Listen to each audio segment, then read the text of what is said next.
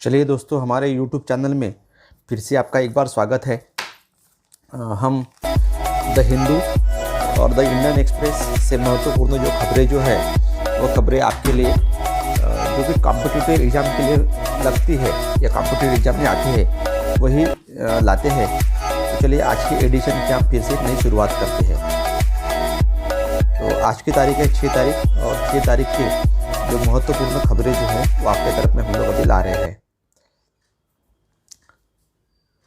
हमारा पहला सवाल है, recently which country permitted Covaxin as corona vaccine along with Australia. अभी 2-3 दिन पहले ही जो ऑस्ट्रेलिया जो है, ऑस्ट्रेलिया ने कोवैक्सीन को परमिशन दे दी थी, लेकिन साथ साथ में अभी और ऐसा कौन सा देश है जिसने कोवैक्सीन को परमिशन दे दी है? तो इसका सही आंसर है यूनाइटेड स्टेट्स अमेरिका। अमेरिका ने क्या किया है कि जो हमारी कोवैक्सीन जो है ये इंडियन मेड है। ये है ICMR और भारत बायोटेक, ये जिन लोगों ने मिलकर बनाई हुई है। तो इसको जो है वो परमिशन दे दी है। इसके कारण अभी क्या होगा कि जिन जिन लोगों ने इसके कोवैक्सीन के 2 टीके लिए हैं वो सभी लोगों को अभी अमेरिका में जाने के लिए, यूनाइटेड स्टेट्स में जाने के लिए परमिशन मिल जाएंगी।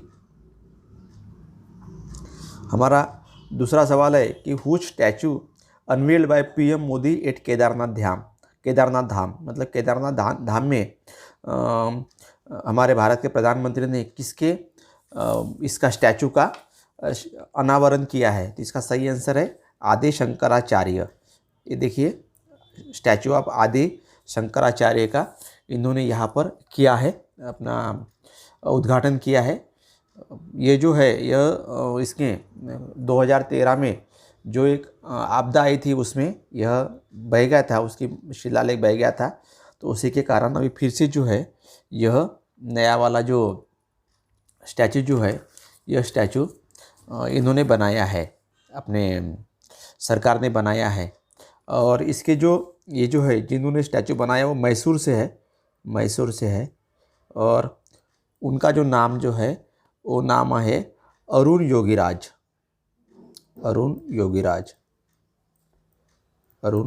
योगीराज जी ने यह स्टैचू बनवाया है केदारनाथ धाम में। और इसकी जो हाइट जो है वो है 13 फीट का ये है अपना इनका स्टैचू जैसे वहाँ पर है। हमारा अगला सवाल है, what are the target India decided for COP26। मतलब अभी जो ग्लासगो में कॉन्फ्रेंस ऑफ पार्टी चल रही है अपना 26, तो वहाँ पर भारत ने अपने क्या उद्देश्य रखे हुए हैं? तो ये महत्वपूर्ण प्रश्न है। तो देखिए हमारा जो पहला जो उद्देश्य है, to make India net zero emissions by year 2017, मतलब 2070 तक भारत जो विश्व का तीसरे नंबर का देश है कि जो कार्बन डाइऑक्साइड के एमिशन करता है, जिसके कारण प्रदूषण की मात्रा बढ़ रही है, उसको जीरो करना है। बाद में दूसरा है हमारा to increase India non fossil fuel installed capacity to 500 gigawatt by 2030। इसका मतलब क्या है कि 2030 तक हम जो कोयले के द्वारा थर्मल पावर से ज़्यादा बिजली तैयार करते हैं, तो उसका जो है कि 500 गीगावाट बिजली जो है वह हमारे कन्वेंशनल के बजाय नॉन कन्वेंशनल जो है, जैसे मतलब सोलर एनर्जी है, विंड एनर्जी है, मतलब रिन्यूएबल सोर्सेज से हम लोग बिजली तैयार करेंगे। उसका लक्ष्य है 500 गीगावाट 2030 तक। बाद में हमारा तीसरा जो उद्देश्य जो है हमने ठहराया है, avoidance of at least 1 billion tons of emission between now, मतलब अभी से 2021 से 2030 तक हमारे मीथेन है, CFC है या कार्बन डाइऑक्साइड है, इसका जो मात्रा हम उत्सर्जित कर रहे हैं वो 1 बिलियन टन तक कम से कम करना है। तो इस प्रकार से हमारे 3 टारगेट है। What are the targets India decided for COP26? तो first one is to make India net zero emissions by year 2017। दूसरा, to increase India non fossil fuel installed capacity by 500 gigawatt by 2030 और avoidance of at least 1 billion tons of emission between now and 2030। और हमारे जिन्होंने ये agenda ठहराया है वो हमारे हैं environment minister Bhupendra Patel. Environment minister है हमारे भूपेंद्र पटेल, ध्यान दीजिएगा, भूपेंद्र पटेल। हमारा फिर अगला सवाल है, according to RBI cash currency in India is, मतलब आरबीआई की रिपोर्ट के अनुसार भारत की जो नकदी राशि का जो ये है प्रमाण जो वो कितना है, तो वो है 28.30 लाख करोड़ रुपीज़, 28.30 लाख करोड़ रुपीज़। क्या हो गया आपको पता है कि 2016 में, नवंबर 2016 में हम लोगों ने यहाँ पर भारत में सरकार ने डीमोनेटाइजेशन किया था। उसके कारण ऐसा लग रहा था कि भाई हमारी जो राशि जो है, मतलब लोगों के पास की जो कैश है वो कैश कम हो जाएंगी, लेकिन वो कुछ दिन के लिए कम हुई, लेकिन अभी जो है मतलब सबसे हाइट पे, मतलब 5 साल के सबसे हाइट पर ये पहुंच चुकी है। 28.30 लाख करोड़ तक ये कैश लोगों के हाथ में पहुंच चुकी है। बाद में पर फिर अगला सवाल है, India is hosting security dialogue for which country, मतलब भारत जो है वो किसकी सुरक्षा के लिए अपने देश में नेशनल सिक्योरिटी एडवाइजर का समिट ले रहे हैं या डायलॉग कर रहे हैं। तो इसका सही आंसर है अफगानिस्तान। चीन, रशिया, भारत, बाद में ईरान, पाकिस्तान, ऐसे कई सारे देश हैं कि जिन लोगों ने अफ़गानिस्तान में वो काम कर रहे हैं। तो अभी तक तालिबान आने से पहले भारत भी इसमें बहुत बड़ा हिस्सा होता था, लेकिन अभी पाकिस्तान का वहाँ पे रूल आने के कारण क्या हो गया कि भारत की जो ये है काम करना जो वहाँ पे है अफ़गानिस्तान में, क्योंकि भारत को दूसरा भी ये डर है, आपको पता है कि ऐसा नहीं होना चाहिए कि अफ़गानिस्तान की जो भूमि जो है उस पर से भारत पर टेररिस्ट हमले हो जाए। तो इसका भी भारत के अपने उद्देश्य है। इस वजह से इस प्रकार से सिक्योरिटी डायलॉग जो है वह अफ़गानिस्तान के लिए भारत ने होस्ट किया है। हमारा फिर अगला सवाल है, recently which railway completed it's 70 years of establishment. Bharat में कई सारे रेलवे के जोन है, वेस्टर्न जोन है, ईस्टर्न जोन है, सदर्न जोन है या सेंट्रल रेलवे है। तो ऐसी कौन सा यह है कि जिसको स्थापना के 70 साल पूरे हो चुके हैं। तो इसका सही आंसर है हमारा वह है सेंट्रल रेलवे। सेंट्रल रेलवे को स्थापना के 70 वर्ष पूरे हो चुके हैं और इसके 71 साल में उसमें प्रवेश कर चुका। आपको पहले पता ही है कि सबसे पहली जो हमारी जो रेलगाड़ी जो है वह रेलगाड़ी मुंबई से लेकर ठाणे तक चली थी और वह चली थी 18 अप्रैल 1853 में ये चली थी। और बाद में फिर सेंट्रल रेलवे बना। सेंट्रल रेलवे के जो डिवीजन से आपको पता है, मुंबई, बाद में भूसावल, नागपुर, बाद में है सोलापुर। ये जो है ये है इसके अपने मुंबई, भूसावल, नागपुर, सोलापुर, ये है इसके अपने रेलवे के डिवीजन है सेंट्रल रेलवे के। बाद में अब अगला सवाल है, which state government is forming social media monitoring team in district to screen overall trends and track adverse negative impact post on social media. क्या हो रहा है अभी फेसबुक के कारण, व्हाट्सएप के कारण या और कुछ चीज़ों के कारण कोई भी अच्छी जानकारी तो मिलती है, लेकिन साथ साथ में गलत चीज़ें भी आने के कारण बहुत लोग मतलब इस पर इशू तैयार हो जाते हैं। तो ऐसे इसके करने के लिए किस स्टेट ने एक सोशल मीडिया मॉनिटरिंग टीम तैयार की है कि जो उस डिस्ट्रिक्ट में क्या ट्रेंड चल रहा है और कौन से नेगेटिव इम्पैक्ट आ रहे हैं तो उसको वो ध्यान रखेगा। तो ऐसा पहला राज्य बना है छत्तीसगढ़। छत्तीसगढ़ में क्या हुआ है, छत्तीसगढ़ की राजधानी आपको पता ही है वह है रायपुर है। तो वहाँ पर उन्होंने क्या किया है कि पहली बार ऐसा स्टेट बना है कि जिसने एक दो ऐसे टीमें बनाई है कि जो उस ज़िले में होने वाले सोशल प्लेटफॉर्म पर क्या होने वाली जो ट्रेंडिंग जो चीज़ें जो है या एडवर्स नेगेटिव इम्पैक्ट वाली पोस्ट है उसके तरफ में ध्यान रखेगा। बाद में अगला सवाल है, recently which state approved the reservation of seats in the state run medical colleges for students from T types. मतलब जो चाय के बागानों में काम करने वाले जो जमात जो है या चाय के बागानों में काम करने वाले जो जनजातीय है उसके लिए किस राज्य ने मेडिकल के एडमिशन के लिए 4% का रिजर्वेशन इन्होंने लागू किया है। तो यह राज्य है हमारा आसाम है। आसाम ने क्या किया है कि आपको पता ही है आसाम में बहुत सारे चाय के बागान हैं।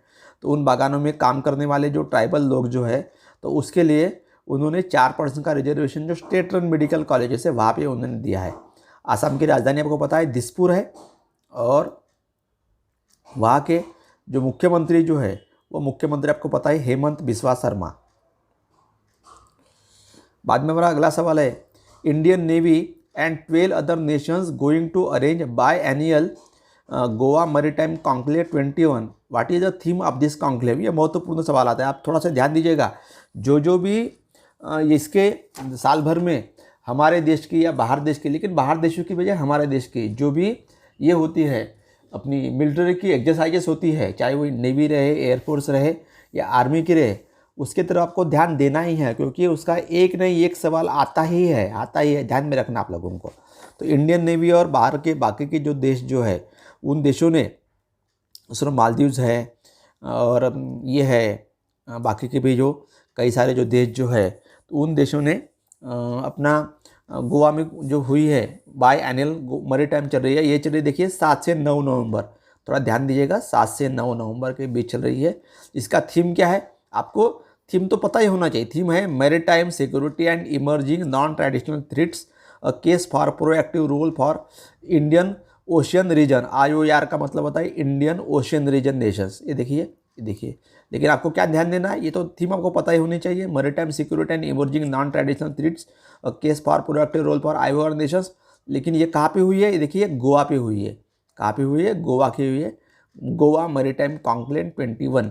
और एक कब होती है? बाय एनुअल, 2 साल में एक बार. एनुअल मतलब वार्षिक और बाय मतलब 2, बाय एनुअल मतलब 2 साल में एक बार के लिए. ये थोड़ा ध्यान देने लायक हमारा सवाल है. चलो बढ़ते हैं हमारे अगले सेवक के लिए. Recently which country legalise euthanasia मतलब जो इच्छा मरण जो रहता है, मतलब क्या होता है कई बार हमारे ये जो रहते हैं अपने कोई बूढ़े व्यक्ति रहते हैं या कोई बहुत बीमारी के कारण जर्जर हो जाती है, तो ऐसे लोगों को हमारे देश में मरने की वो चाहता है कि मुझे मार डालो, मुझे ये कर डालो, लेकिन ऐसा कुछ होता नहीं.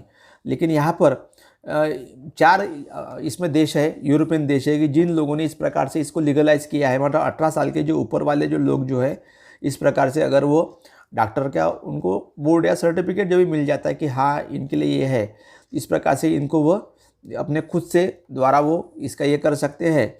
तो ये जो है तो उसके लिए अभी जो नया देश बना है वो बना है पोर्तुगाल.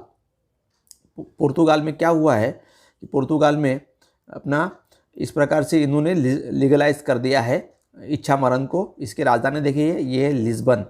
क्या राजधानी है इसकी? लिस्बन राजधानी है इसकी अपने ये पोर्तुगाल की. इसके अलावा और कौन से देश है? एक देश है नीदरलैंड, जिसको हम डेनमार्क भी बोलते हैं, नीदरलैंड, बेल्जियम और लग्जमबर्ग. ये 3 देश थे पहले, नीदरलैंड, बेल्जियम, लग्जमबर्ग. अभी बना फिर से पोर्तुगाल. मतलब 4 देश हो गए हैं कि जिन देशों में इस प्रकार से 18 साल के ऊपर वाले कोई भी अगर बीमार व्यक्ति अगर हो कि जिनको ज़िंदगी जीने की इच्छा नहीं है, तो वो खुद के द्वारा मतलब डॉक्टर के इससे वो खुद का इस प्रकार से अपना इच्छा मरण वो कर सकते हैं, स्वेच्छा मरण वो कर सकते हैं, स्वेच्छा मृत्यु वो ले सकते हैं. हमारा अगला सवाल है focusing on the consumer needs of the southern Rajasthan tribal population, consumer cultural lab CCL establish by which institution. मतलब जो सदर्न राजस्थान जो है वहाँ के जो ट्राइबल पॉपुलेशन जो है, आदिवासी जो लोग जो है, उनके लिए कंज्यूमर कल्चर लैब किस संस्था के द्वारा निर्माण किया गया है, एस्टैब्लिश की गई. इसका सही आंसर है IIM उदयपुर. IIM उदयपुर ने क्या किया है, भारतीय प्रबंधन संस्थान इंस्टीट्यूट ऑफ मैनेजमेंट उदयपुर ने क्या किया है कि सदर्न राजस्थान की जो ट्राइबल पॉपुलेशन है उसकी ज़रूरत की इसके लिए कंज्यूमर कल्चरल लैब का वहाँ पे शुरुआत की है IIM उदयपुर ने.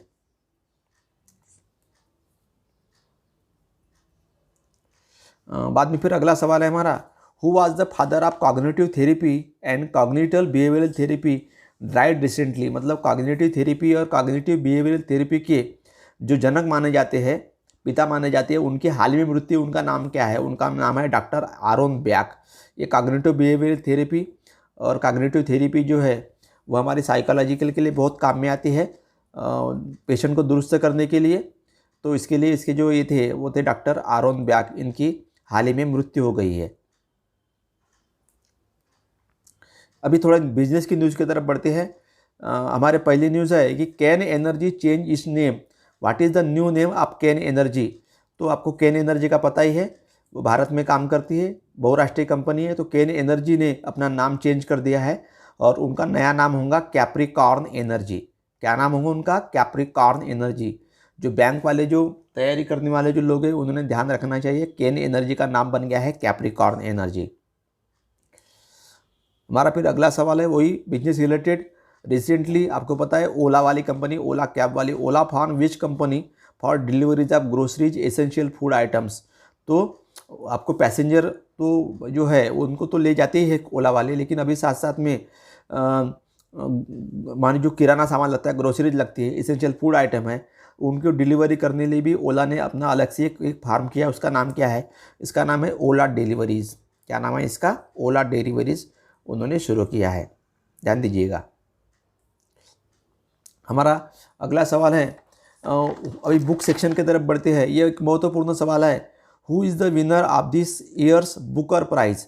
मतलब इस साल के जो बुकर प्राइज़ है, ये बुकर प्राइज़ मिलता है बुक्स के लिए, बुक्स के लिए मिलता है, सभी प्रकार के फिक्शन नॉन फिक्शन के लिए मिलता है books prize, Booker prize books के लिए मिलता है। तो इसके विनर इस साल के कौन है? इनका नाम है डैमन गलगुट।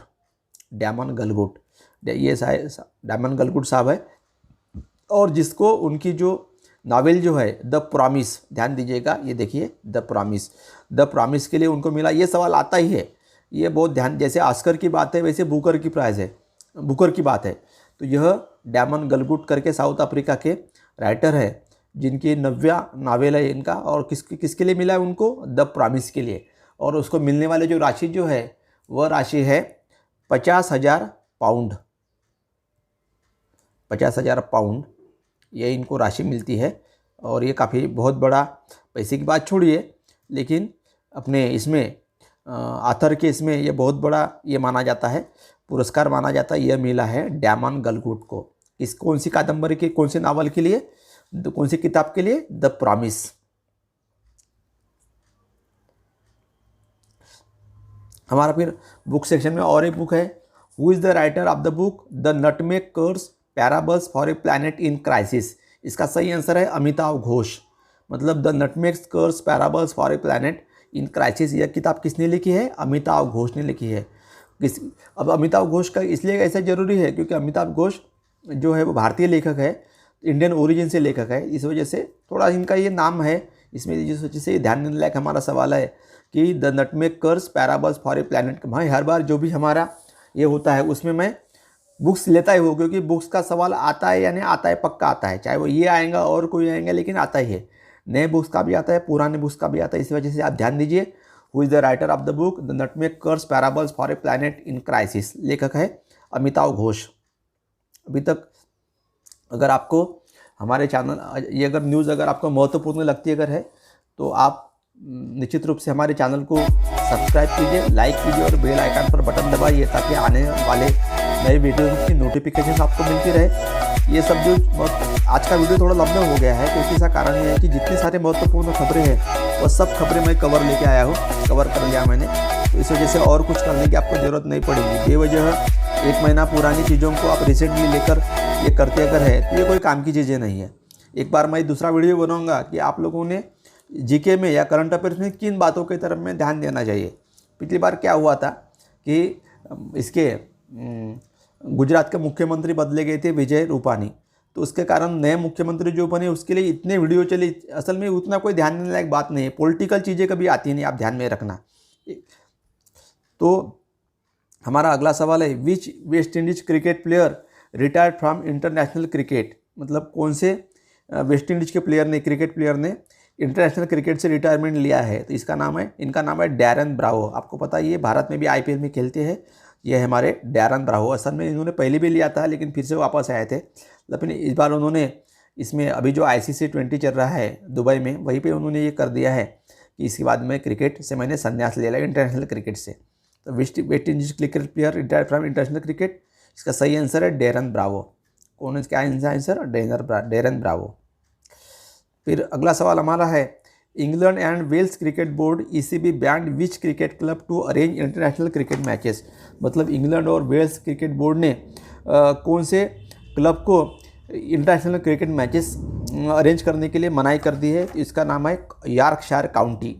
ये भी इंग्लैंड में ही है, यॉर्कशायर काउंटी को इन्होंने ये कर दिया। इसका कारण ये हो गया कि इन्होंने अपने ये जो है रेसिज्म के खिलाफ, मतलब जो भी एक अजीम राफिक करके जो प्लेयर जो है, उन्होंने जो रेसिज्म की बातें, इनके खिलाफ रेसिज्म की बातें बोली गई, तो इसके लिए उन्होंने कोई खास कदम नहीं उठाए।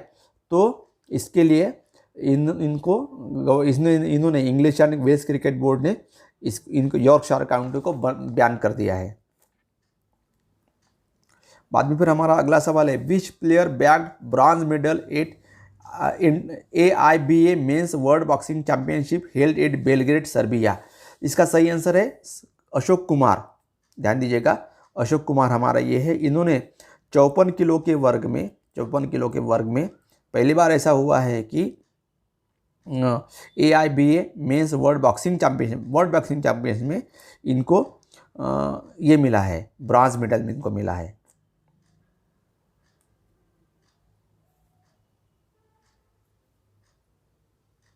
तो इस प्रकार से आज का वीडियो आप कैसा लगा, आप अपने कमेंट सेक्शन में कमेंट करके बताइए। हमारे चैनल को लाइक कीजिए, सब्सक्राइब कीजिए, और मिलते हैं फिर से एक नए एडिशन के साथ में। और उसमें भी आपके लिए हम आपके कॉम्पिटिटिव एग्ज़ाम के लिए जो भी ज़रूरत की न्यूज़ रहेंगी वो सब इकट्ठा करके हम आपके लिए लाते हैं। चलो मिलते हैं फिर से एक नए वीडियो में। धन्यवाद।